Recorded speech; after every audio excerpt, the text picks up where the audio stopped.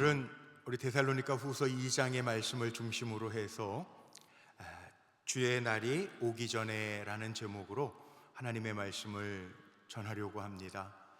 기독교 신앙에 중요한 4가지 핵심 신앙이 있습니다. 우리 마음속에 꼭 새겨야 될 신앙인데 중요한 것들이 있죠. 우리 기독교 신앙의 특징, 첫 번째는 창조의 신앙, 두 번째는 십자가 신앙이라고도 이야기하는데 구속의 신앙, 세 번째는 부활의 신앙, 네 번째는 종말, 재림의 신앙이 있습니다. 이 4가지 이 신앙의 핵심은 기독교의 핵심이기도 합니다. 이 데살로니가 후서 말씀을 보면서 주로 데살로니가 후서가 다루고 있는 말씀은 재림과 종말이 중심 주제입니다. 우리 1장 말씀에서 지난번에 한번 본 것처럼 바울의 입술을 통해서 성도들을 격려하는데 지금 핍박당하고 환난 가운데 있는 데살로니가 성도들에게 사도 바울이 이 핍박과 환난은 성도들의 증표라고 이야기했고, 더 중요한 것, 박해를 받는 하나님의 사람들은 반드시 재림의 날 주님의 그 영광을 누리게 될 것이라고 말씀합니다. 그리고 재림 때에는 당연히 심판과 형벌, 지난주에 말씀의 제목이 생각나십니까? 심판과 영광이라는 제목으로 제가 말씀을 전했는데, 하나님을 모르는 사람들이나 하나님께 순종하지 아니하는 사람들에게는 심판이 있고 영원한 멸망이 있을 거라고 하는 선포의 말씀을 바울이 편지로 데살로니가 성도들에게 보냈습니다. 자, 그런데 지난주 말씀 나눴던 데살로니가 후서 1장 9절 말씀의 내용에 보면 이런 말씀이 있어요. 이런 자들은 주의 얼굴과 그의 힘의 영광을 떠나 영원한 멸망의 형벌을 받으리로다. 영원한 멸망의 형벌이라고 하는 게 뭐냐 하면 하나님의 얼굴을 뵙지 못할 거라는 거죠. 이 땅에서 하나님의 얼굴을 뵙는 것, 하나님을 찬양하는 것, 이건 축복입니다. 오늘도 우리가 예배의 자리에 나왔는데, 예배라고 하는 것은 예배 신학으로 예배가 뭐냐 이렇게 물어보면 예배는 하나님과 우리의 만남의 사건, 이게 예배입니다. 예배 드릴 수 있다라고 하는 것은 큰 축복이에요. 여러분, 오늘도 복된 자리에서 하나님을 찬양하고 그의 이름을 송축하고 주님께 예배 드릴 수 있음이 축복인 줄로 믿으시기를 바랍니다.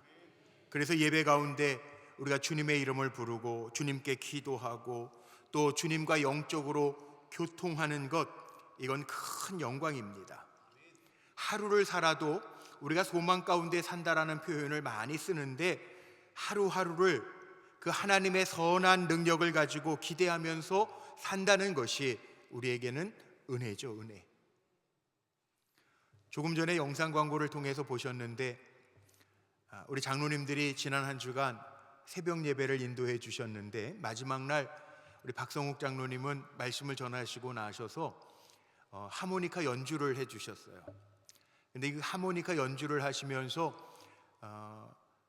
그 디트로이 보네포 목사님의 그 시, 선한 능력으로라고 하는 그 시 곡조를 붙여서 찬양이 되었죠. 그 곡을 연주를 하모니카로 해주셨는데, 그 가사를 새벽 인도하는 동안에 이렇게 화면에 띄워놨는데 제가 얼마나 은혜가 됐는지 몰라요. 이 종말 신앙이 담겨져 있어요. 디트로이 보네포 목사님이 언제 사형당할지 모르는데 그 옥중에서 쓴 시입니다. 그 가사를 보면 제가 읽어드릴게요. 선한 능력, 주 선한 능력으로 안으시네. 그 크신 팔로 날 붙드시네. 절망 속에서도 흔들리지 않고 사랑하는 주 얼굴 구하리. 사랑하는 주 얼굴 구하리. 선한 능력으로 일어서리. 주만 의지하리. 믿음으로 우리 고대하네. 주 오실 그날 영광의 새날을 맞이하리. 승리의 새날을 맞이하리. 예수와 복음 위에 살리라. 종말의 신앙을 담고 있어요. 언제 어느 순간에 불려가서 죽임을 당할지 몰라요. 그런데 사랑하는 주 얼굴 구하리, 주 오실 그날 영광의 새날을 맞이하리, 승리의 새날을 맞이하리. 종말 신앙이에요. 기독교 네 가지의 핵심 신앙 가운데 이게 왜 중요하냐 하면 이 네 가지 신앙에 다른 것이 있다면 이게 이단입니다. 우리가 예배 가운데 살다가 어느 성도님들 종종 그런 경우가 있어요. 한참 방황하다가 다시 예배의 자리에 나와서 예배의 감격, 은혜를 누리는 성도님들의 간증을 저는 목사니까 종종 듣습니다. 예배를 잃어버렸다가 예배를 되찾고 예배의 자리에서 오늘 찬양처럼 주님을 구할 때 우리의 삶이 회복되는 감격을 경험하고 간증하는 성도님들을 종종 뵙게 됩니다. 여러분 마찬가지예요. 우리가 주님의 얼굴을 구하면서 그 주님을 찬양할 수 있다는 게 우리에겐 큰 축복이죠. 오늘 본문 말씀에도요, 그 말씀을 노래하는 거예요. 재림과 종말을 이야기하면서 우리 지난주에 말씀 봤던 1장 10절 말씀에 보면 이런 말씀이 있거든요. 그날에 강림하사 그의 성도들에게서 영광을 받으시고 모든 믿는 자들에게서 놀랍게 여김을 얻으시리니. 이게 무슨 말일까요? 주님 재림하시는 것이 우리에게는 영광이고 기쁨이고 감격이고 또 우리를 통해서 영광 받으시는 하나님이 계시다는 거죠. 이건 놀라운 일이에요. 그러니까 우리는 신앙생활하면서요, 때로는 봉사하면서 이런 일 저런 일 어려움을 겪을 때도 있어요. 하나님은 이 어려움 속에서도 우리를 기억하시고 우리를 위로하시고 영광의 그날까지 우리를 기억해 주신다라고 하는 약속의 말씀이에요. 우리 그날까지 잘 달려가야 돼요. 이게 재림신앙이죠. 이 축복을 잃어버리지 말라는 겁니다.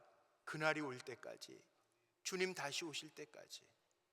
그래서 오늘 본문의 2장 1절서부터 2절 말씀을 보면 사도 바울이 아주 직접적으로 이렇게 데살로니가 성도들에게 권면합니다. 1절 2절 말씀입니다.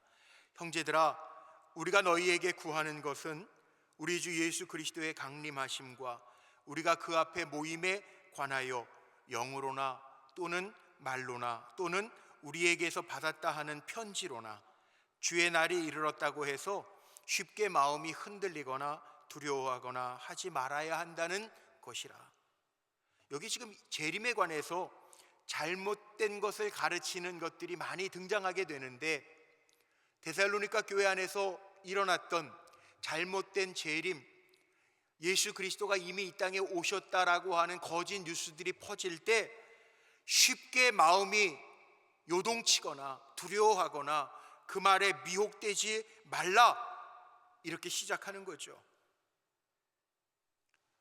데살로니가 교회 안에서는 이미 주님의 날이 이르렀다라고 하는 사람들이 있었어요.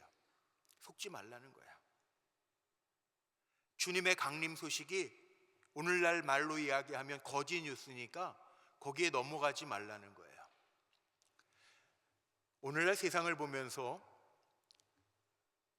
너무 세상이 정말 영적으로 흐려져서 속이는 사람들이 참 많아요. 나쁜 놈들이죠. 저는 그렇게 생각해요.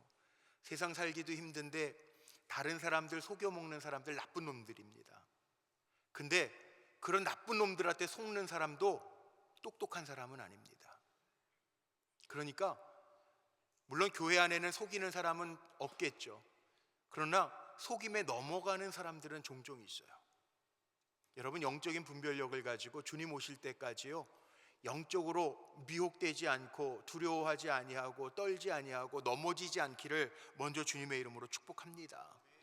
데살로니가 교회에 이런 모습들이 있었다는 거예요. 임박한 종말론 때문에 주님 오실 거야. 그래서 사도 바울이 데살로니가전서 4장 말씀에 그런 말씀했죠. 너희들은 먼저 죽는다고 해서 두려워하지 말고 울지 마라. 세상 사람들처럼 애통해하지 마라. 우리도 곧 주님 오시면 구름 속으로 끌어올려져서 공중에서 주를 영접하게 될 것이라. 이 말로 서로 위로해라. 그런 얘기를 나눴어요.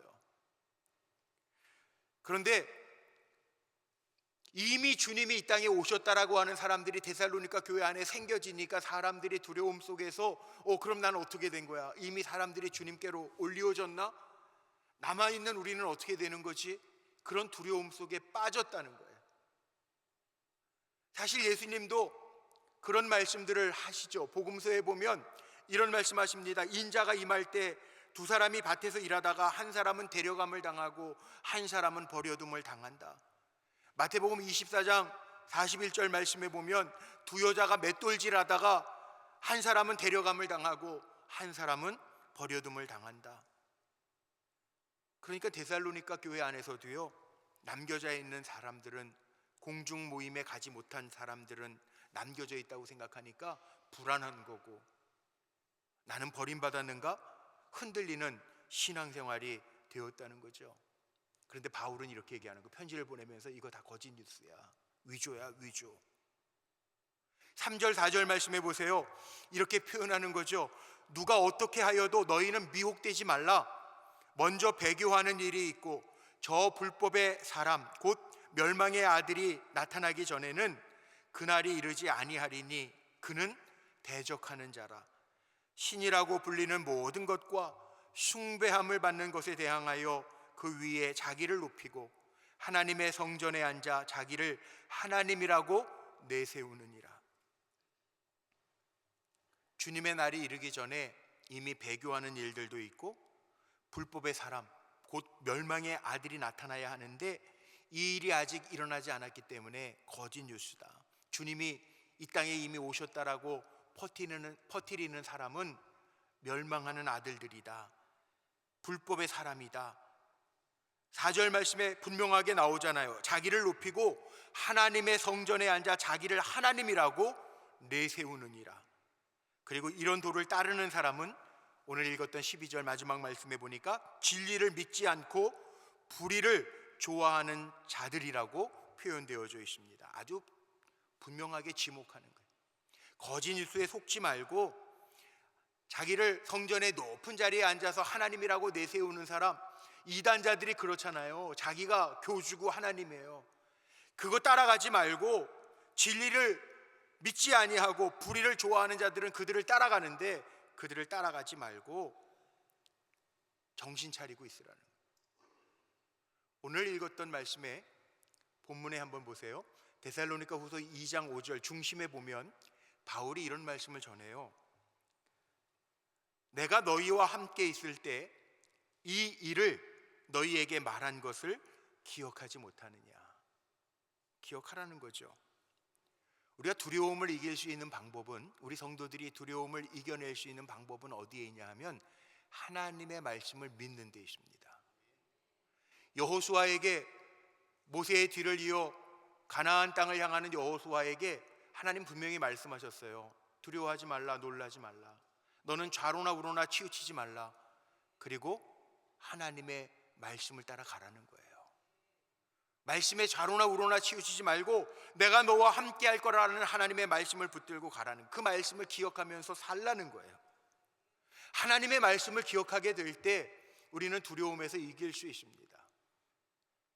혹 살아가면서 문제 때문에 두려워하는 성도님들 계십니까? 나에게 주신 하나님의 약속의 말씀을 기억해내시기를 바랍니다. 우리는 나약한 인간인지라 이 확신이 있어도 때로는 강하다 할지라도 결정적인 순간이 되면 부족함 때문에 두려움이 생길 때도 있기 마련이지만 우리 안에 구원의 확신이 있고 하나님의 약속에 대한 그 말씀에 확신이 있다면 우리는 이겨낼 수 있다는 거죠. 바울이 지금 데살로니가 성도들에게 그 말씀을 주는 거예요. 구원의 확신을 가지고 그날이 언제 올지 모르지만 미혹당하지 말고 마음에 두려움을 갖지 말고 넘어지지 말고 말씀 전한 거 기억하고 담대함으로 당당함으로 일어나라, 그렇게 말씀하는 거예요. 그럼에도 불구하고 사람들은 미혹될 때 넘어지기를 쉽게 합니다. 왜 그러냐 하면 가짜는 마치 진짜처럼 잘 포장하기 때문에 그래요. 보이스피싱 당하는 사람들 보면 이해가 안 될 것 같죠? 보이스피싱 왜 당하나 그래요, 사람들이. 우리 교회도 우리 몇 분 권사님, 집사님들이 보이스피싱을 당하셔서 손해 보신 분들이 있어요. 어느 권사님은 보이스피싱 당하기 전에 얼른 저에게 전화를 하죠. 큰일 났어요, 목사님. 기도 부탁드리려고 그래요. 응급 상황이에요. 뭐냐고 물어보니까 얘기를 하시는데 제가 들어보니까 보이스피싱 같아요. 권사님 걱정하지 마세요. 제가 들어보니까 보이스피싱 같은데요. 아니라는 거예요. 자기 아들 목소리가 맞다는 거예요. 그럴듯하죠? 근데 시간 조금 지나니까 보이스피싱에게 판정이 났어요. 근데 가짜인데 가짜를 너무 진짜처럼, 그리고 아들하고는 연락이 안 되게 그것도 차단시켜 놓고 막 그렇게 해놔서 보이스피싱자들이 활동하더라고요. 여러분, 우리는요 정신 바짝 차리지 않으면 가짜가 진짜처럼 둔갑을 하기 때문에 우리의 신앙이 흔들리고 영적 상태에 두려움이 오면 우리의 축복을 빼앗기기가 쉬워요. 주의 오심에 관한 재림은요 우리가 믿고 기다리고 사모해야 할 기독교의 핵심 신앙이에요. 그러니까 우리는 그것 때문에 두려워하는 사람이 아니라 그 종말 신앙, 재림 신앙이 언제일지 알 수 없지만 깨어 있으면 돼요. 미혹되지 아니하고 영적으로 바로 깨어 있으면, 진리 위에 든든하게 서 있으면 문제 없어요. 걱정하지 마세요. 근데 문제는 9절 말씀에 나오는 것처럼 9절에 이렇게 표현, 악한 자의 나타남은 사단의 활동을 따라, 사탄의 활동을 따라 모든 능력과 표적과 거짓 기적과 이런 게 나타난다는 거예요. 그러니까 사람들이 혹해서 그만 넘어가고 만다는 거죠. 지금이나 바울 시대나 똑같습니다. 바울도 데살로니가 교회에서 3주밖에 사역을 못하고 쫓겨서 피난해서 갔지만, 바울이 데살로니가 교인들에게 복음을 전한 후에 그를 이어서 온 사람들 가운데 사도 바울보다 더 훨씬 더 유창하게 말하는, 듣기 좋은 말을 하는 사람들도 있었어요. 거짓 교사들도 슬그머니 데살로니가 교회에 들어왔어요. 사람들이 거기에 걸려 넘어지는 거예요. 바울보다 말을 많이 잘 하는 사람들, 바울은 자기 스스로도 자기는 만삭되지 못한 자라고 표현하는데 어눌한 부분들이 있었는지 몰라요. 바울보다 더 말 잘하고 신실해 보이는 종들을 따르는 사람들이 교회 안에 있었다는 거예요. 바울을 가슴 아프게 했던 일들이 얼마나 많이 있었는지 오늘 말씀 속의 마지막 때에는 배신하는 사람들도 있다는 거죠. 정말 그렇더라고요. 저도 경험해 봤어요. 20여 년 전에 우리 불꽃교회에도요 그런 분들이 있었어요. 정자동 시절에 제가 담당하던 교구에 두 가정이 이단에게 빠졌는데요, 와, 그렇게 열심히 잘 섬겨주시던 집사님들이요, 제가 알아보고 이거 이단이라고 설득을 하는데 안 통해요.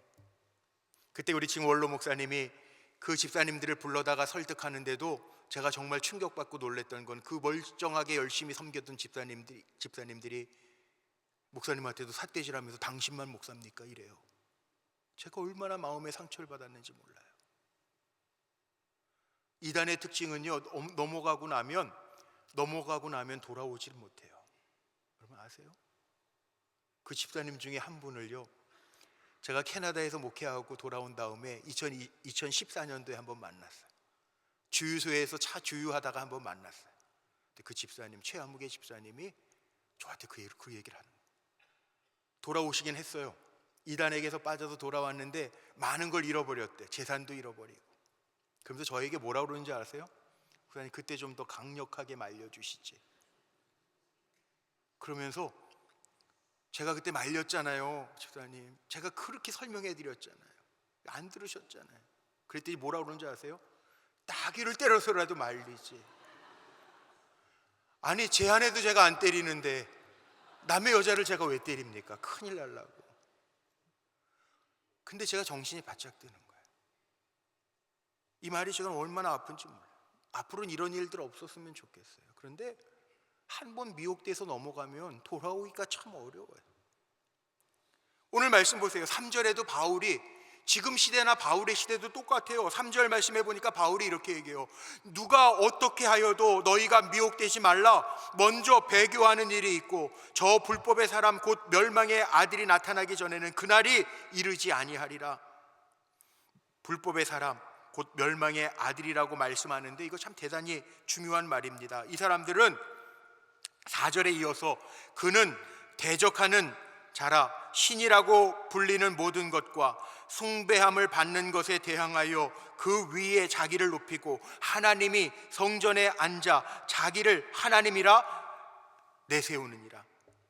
하나님의 자리에 성전에 앉아서 자기를 하나님이라 내세운대요. 성전에 앉아 자기를 보인대요.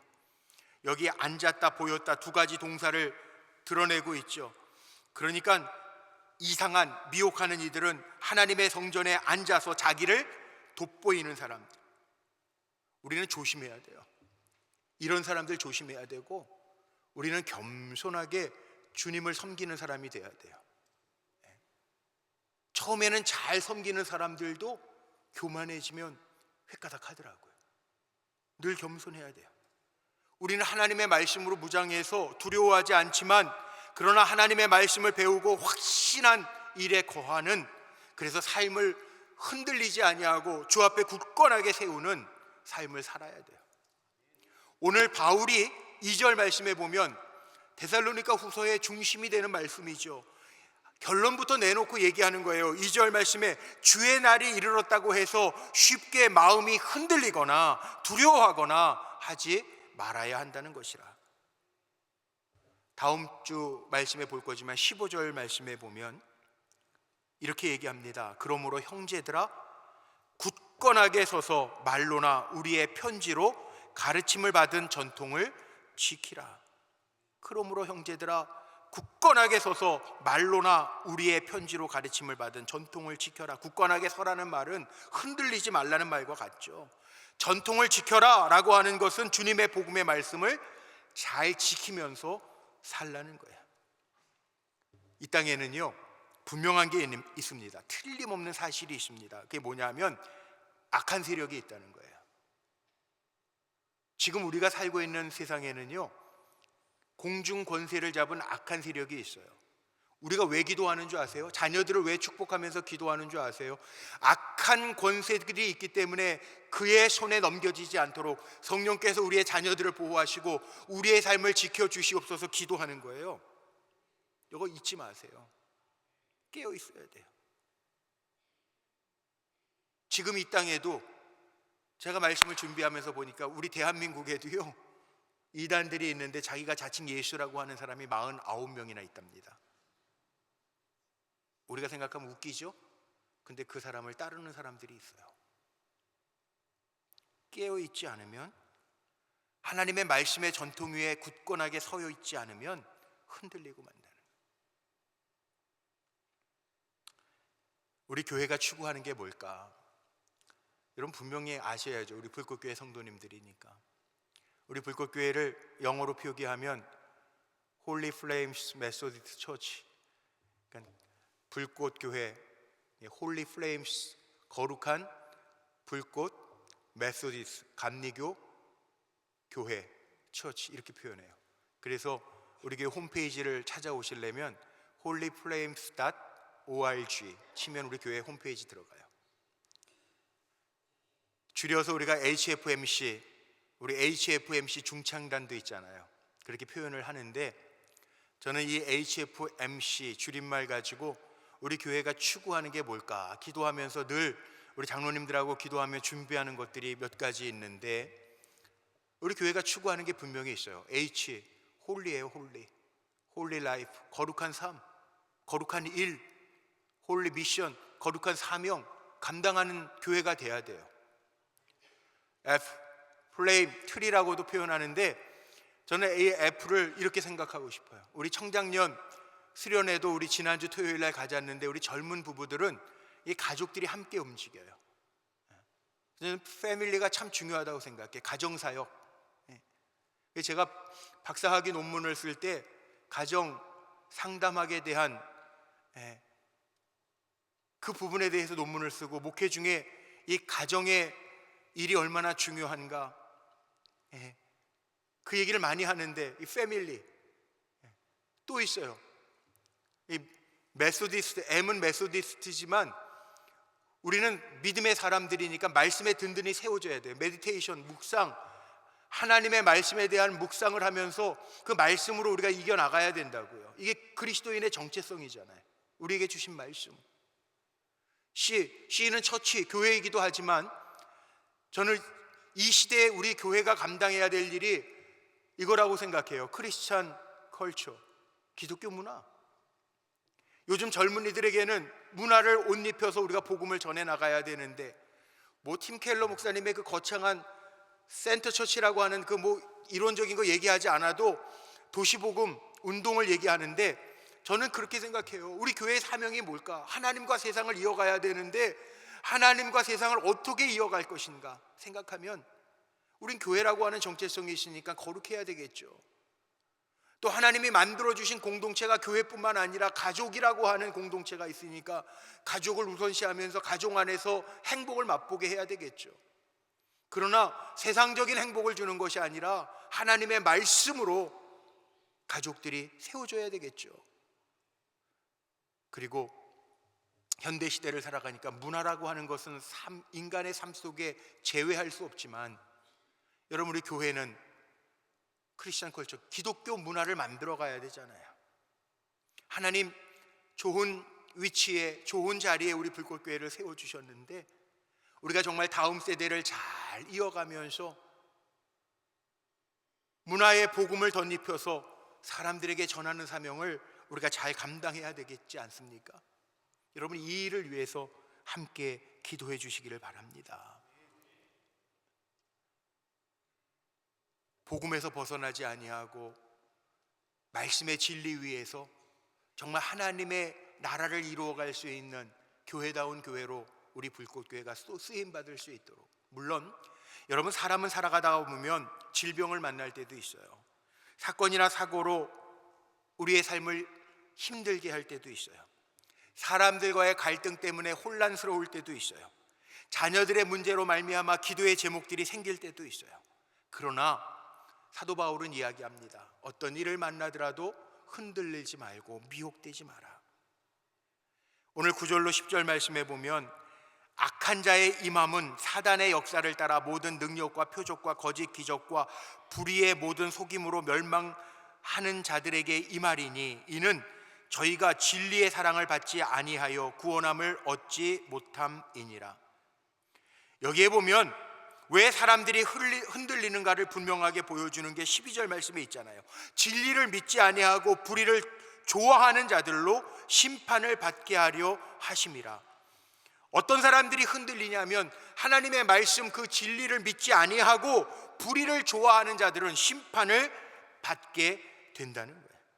거꾸로 얘기하면 우리는 하나님의 말씀을 분명히 믿어야 되고 하나님의 사랑을 받은 자로서 흔들리지 말고 당당하게 세워져야 된다는 거죠. 말씀의 결론을 내리고 말씀 마칩니다. 여러분, 저하고 여러분은 이미 하나님의 사랑을 받은 사람들이에요. 이 가장 큰 축복이에요. 내가 하나님의 사랑받은 자녀라고 하는 것보다 더 귀한 축복은 없어요. 하나님의 자녀된 삶을 사는 것보다 더 귀한 축복이 없어요. 왜냐하면 하나님의 자녀로 산다는 것은 내 삶을 나의 아버지 되신 하나님이 책임져 주신다고 하는 거니까 가장 큰 축복이에요. 현대인들의 우상은요, 고대 이스라엘 사람들이 빠졌던 그런 우상과 같은 우상은 없겠죠. 그러나 오늘날 우리에게 우상은 뭡니까? 인본주의를 가장한 하나님 제일주의를 벗어나게 하는 것, 무신론적인 진화론. 요즘에도 신학교 안에서도 무신론적 진화론과 창조론 때문에 어느 교수님 잘린 것 때문에 지금 난리가 났어요. 제가 얘기했던 창조신앙, 구속의 신앙, 재림신앙, 부활의 신앙, 이 네 가지 핵심 신앙에 도전하는 게 실은 이단인 거 아니에요? 가장 중요한 거잖아요. 현대인들을 넘어지게 하는 크리스천 컬처가 아니라 엔터테인먼트 문화, 모든 것들을 다 하나님 사랑보다 더 앞서는 것들, 이게 우상이에요. 이런 시대를 우리가 살아가지만 세파에 흔들리지 아니하고 더 말씀에 분명한 확신을 가지고 두려워하지 아니하고 더 안정된 신앙의 여유로움으로 규모 있는 신앙생활을 하면서 시대의 징조를 읽어내고 깨어있는 삶, 말씀 안에서 굳건하게 서 있는 삶 살아가는 사람이 재림시대를 살아가는 성도들의 신앙의 태도라는 거죠. 마지막 때는 언젠가는 옵니다. 그러나 그때가 언제이든지 상관없어요. 저하고 여러분은 진리와 사랑 안에서 든든히 서 있는 우리 불꽃교회, 하나님이 기뻐하시는 하나님의 백성들로 늘 승리하시기를 주님의 이름으로 축복합니다. 기도하시겠습니다.